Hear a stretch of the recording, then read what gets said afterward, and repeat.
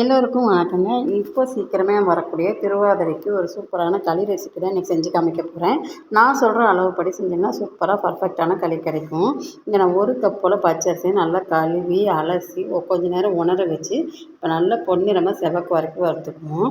நான் இன்றைக்கி உங்களுக்கு குக்கரில் தான் செஞ்சு காமிக்க போகிறேன். கொஞ்சம் கூட அடி பிடிக்காமல் சூப்பராக பர்ஃபெக்டான டேஸ்ட்டில் வருங்க. இப்போ நல்லாவே வறுபட்டுருச்சு. பச்சரிசியை நம்ம தனியாக ட்ரான்ஸ்ஃபர் பண்ணிக்கணும். இதிலே ஒரு ஸ்பூன் போல் பாசிப்பருப்பு அதையும் நல்லா பொன்னிறமாக வறுத்து தனியாக வச்சுக்குவோம். 1 ஸ்பூன் போல் கடலப்பருப்பு இதையும் பொன்னிறமாக வறுத்து தனியாக எடுத்து வச்சுக்குவோம். இந்த மெஷர்மெண்ட்டில் செய்யுங்க, சூப்பராக டேஸ்ட்டு கிடைக்கும். இப்போ இது எல்லாமே ஒரு ரவை பதத்துக்கும் கொஞ்சம் கம்மியாக இருக்க மாதிரி நல்லா பொடிச்சு எடுத்துகிட்டு வந்துடுவோம். ரொம்ப பொறுமையாகவும் இருக்கக்கூடாது, ரொம்ப பவுடர் மாதிரி ஆக்கிடக்கூடாது. அந்த கன்சிஸ்டன்ட்டில் வறுத்து அரைச்சிக்கலாம். இப்போ நான் இந்த கப்பில் ஆக்சுவலாக இந்த கப்பில் 1 கப் போல் அரிசி பருப்பு எடுத்துருந்தேன். ஸோ இதுக்கு 5 கப் தண்ணி தேவைப்படும். 1½ கப் போல் நான் வெள்ளை கரைசல் எடுத்து வச்சுருக்கேன். இதில் 3½ கப் போல் தண்ணி நான் ஊற்றிருக்கேன். இங்கே வறுத்து வச்ச பொருளுக்கு நல்லா அந்த பதத்துக்கு அரைச்சி எடுத்து வந்துட்டேன்.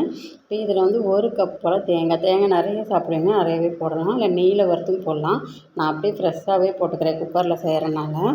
இல்லைன்னா பல்லாக கீற்று கூட போடலாம். அது இப்படி சாப்பிட பிடிக்குன்னா நீங்கள் அந்த மாதிரி போட்டுக்கோங்க. நான் துருவி தான் இதில் போட்டிருக்கேன். இப்போ இது நல்லா கொதி வரட்டும்.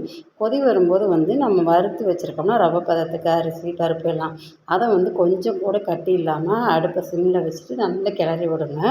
எனக்கு அதிகமாக இது மாதிரி கிளறி பழக்கம் இருக்கனால நான் கரண்டி யூஸ் பண்ணுறேன். நீங்கள் விஸ்க் வச்சுருந்தா விஸ்கை வச்சு நல்லா கிளறினீங்கன்னா கொஞ்சம் கூட கட்டி இல்லாமல் சூப்பராக பர்ஃபெக்டாக கிடைக்கும்.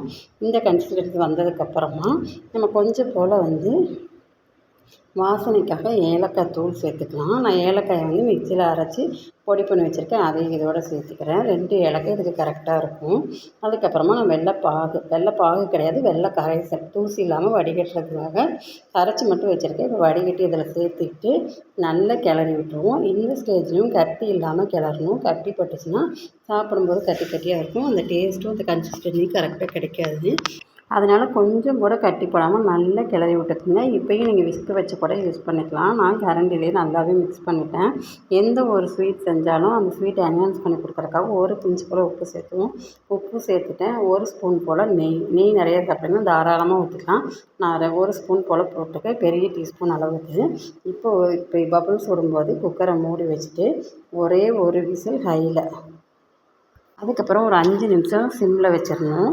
சிம்மில் வச்சதுக்கப்புறமா நம்ம நல்லா ப்ரெஷர் ரிலீஸ் ஆனதுக்கப்புறம் குக்கரை ஓப்பன் பண்ணி பார்க்கவே எப்படி இருக்குது பார்த்தீங்கன்னா நல்லா சூப்பராக.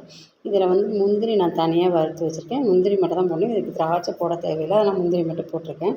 பாருங்கள், கொஞ்சம் கூட அடி பிடிக்கல. குக்கரில் அடியில் வரைக்கும் நான் உங்களுக்கு காமிக்கிறேன். ஸோ நான் சொன்ன அளவுப்படி செஞ்சிங்கன்னா இந்த பர்ஃபெக்டான களி உங்களுக்கு கிடைக்குங்க. நீங்கள் பாத்திரத்தில் செய்கிற மாதிரி இருந்தால் ரொம்ப நேரம் டைம் ஸ்பெண்ட் பண்ணணும். 2 மணி நேரமாவது ஆகும் இந்த களி கிளற. அதனால தான் நான் உங்களுக்கு ஈஸியான மெத்தடில் குக்கரில் எப்படி செய்யலாங்கிறத காமிச்சிருக்கேன். இதை நம்ம பாத்திரத்தில் ட்ரான்ஸ்ஃபர் பண்ணி வச்சு சாமி கும்பிட்டுக்கலாம்.